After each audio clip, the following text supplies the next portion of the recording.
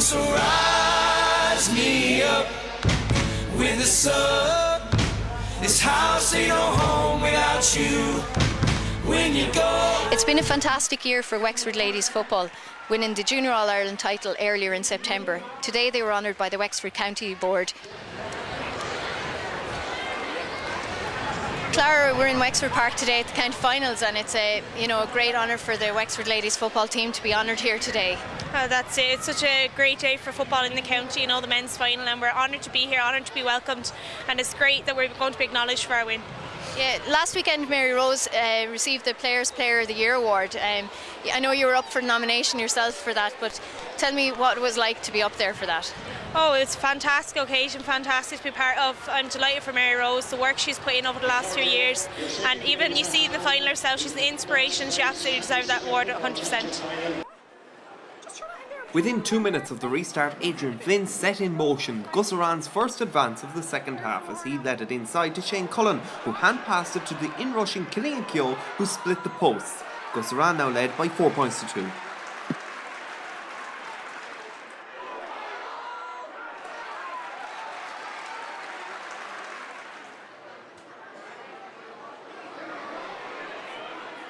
Sean Gall matched that effort with a pointed free moments later, though the free was awarded by Brendan Martin for a tug on the jersey of Dermot O'Keefe.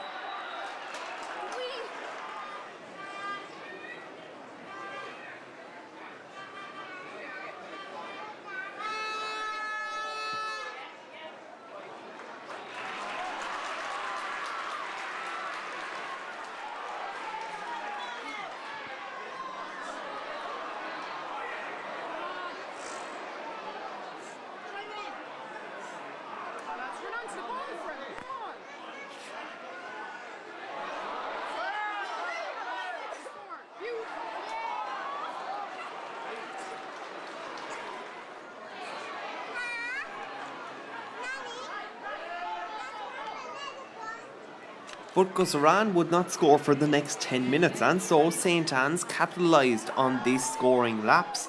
Redmond Barry kicked a free inside, and eventually play culminated with Pierce White. White let it off to David Fogarty, and Fogarty levelled things up within 6 minutes of the restart.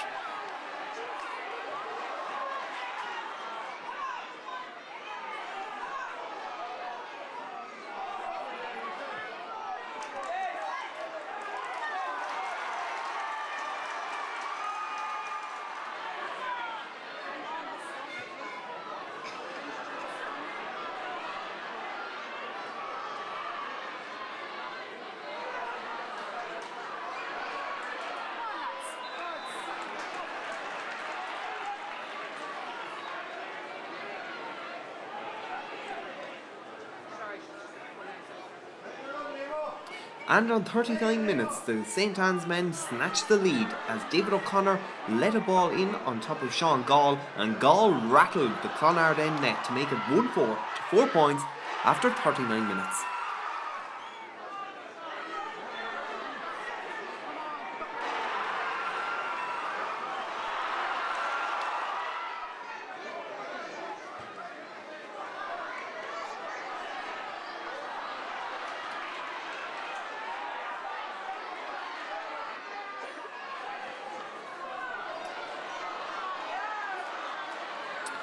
Their 3-point lead was cut to 2 on 41 minutes, however, as Shane Cullen shipped to Moss Cullen a tackle, and so he landed a point to make it 1-4 to 5 points.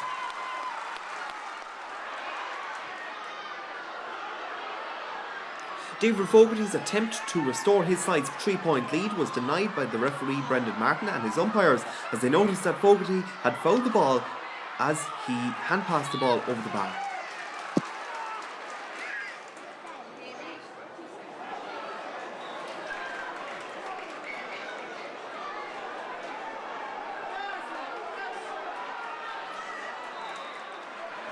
But to their credit, St Anne's did manage to restore that 3-point lead as Sean Gall was fouled between the 20 and 45 metre lines, and he took the free shot subsequently. Come on, my side. My side.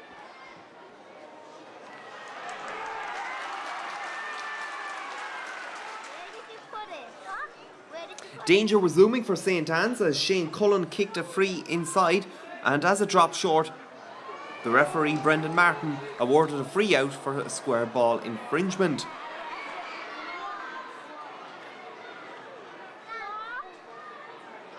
But on 46 minutes, Graham Cullen managed to find the post this time, and he made it 1-5 to 6 points. Cullen had also been outstanding in his side's semi-final victory at the expense of Castletown.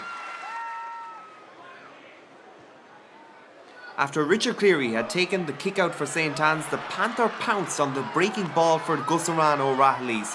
He danced his way through and kicked the ball over the bar to make it 1-5 to 7 points on 46 minutes.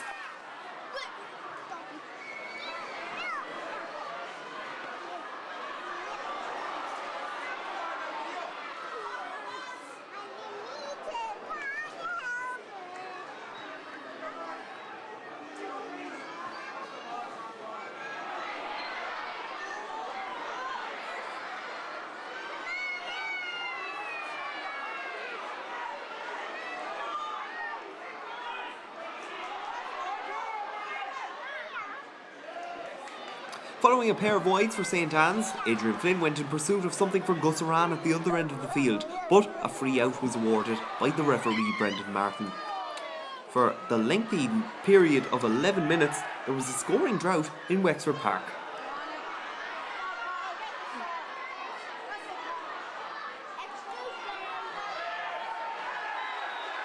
But with 3 minutes left on the clock, Shane Cullen stepped up to take a free for Gussaran, and he faced into the town end post and sallied a point over the bar. With 3 minutes of normal time remaining, it was all square, 1-5 to 8 points. The game's fate was hanging in the balance.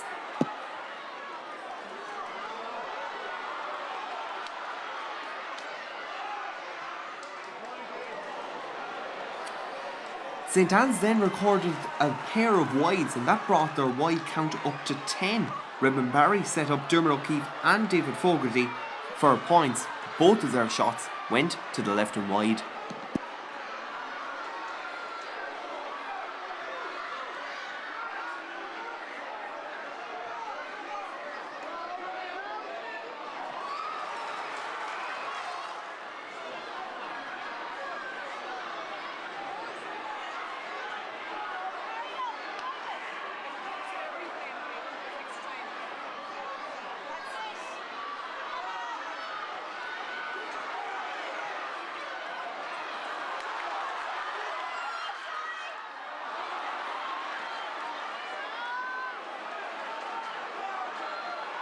With the referee's indicated amount of injury time, 3 minutes played, the sides were still level.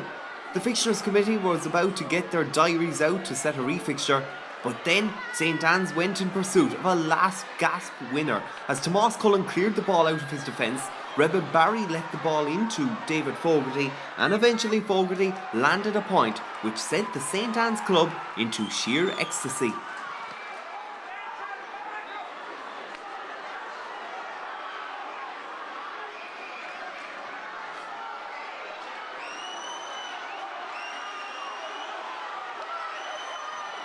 After Dermot O'Keefe and company had foiled a last-minute run from Cathal Summers, the final whistle sounded, and so the Sky Blues erupted in joy as they had claimed their first Tom Doyle Supply Senior Football Championship title since 2012. The full-time scoreline: St Anne's 1-6, Gussaran 8 points. The atonement for St Anne's was a sweet victory. The guys were talking before, we'd done 120 odd sessions, and this was our 17th championship game. So to get to 2 county senior finals is a great achievement, but we would have been bitterly disappointed to lose the both of them. We certainly didn't want that moniker stuck to us, or that tag, so it was great to eke out that win in the end. It was a tight game. Yeah, it looked at one stage there that it was actually going to go to replay. What was going through your head, bearing in mind that the hurling had gone to replay earlier? Funny, I was thinking the very same at the second last kick out. I said, this is replay written all over it. The thoughts of that. No, I was hoping that we would eke out or get one more chance, which we did. I had a wide just before I got the last chance. Talk me through that score. What was going through your head? Red has been talking all year about when you hit the ball, keep your head down. So that's all I was thinking about. Keep my head down and hope for the best. Does it make up for the hurling? It does now anyway. It took us a couple of weeks to get over the hurling, all right. It was a bit of a disappointment, but Look, it's just great to get one win. It would have been a hard name to have on our backs, if we lost 2 county finals. So, we're just a bit of pressure off us. All right, we're happy to win.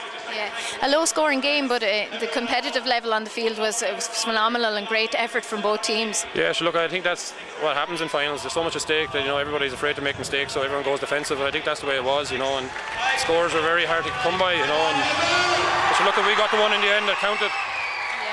Just looking, I know the big talking point was Liam McGovern not playing today or not being able to play. Do you think that was one of the driving forces that drove the Ans on? It definitely did, I mean, we were very disappointed, and he was disappointed. He feels he didn't do anything wrong, and look, that's behind us now. But to be honest with you, yes, it did drive us on. We used it big time in the dressing room before the match, so maybe it was a plus for us in the end. Doc, it's a great occasion for you, having played in another county final. What does it mean to you? I'd say it means more than the first one, to be honest, Leona.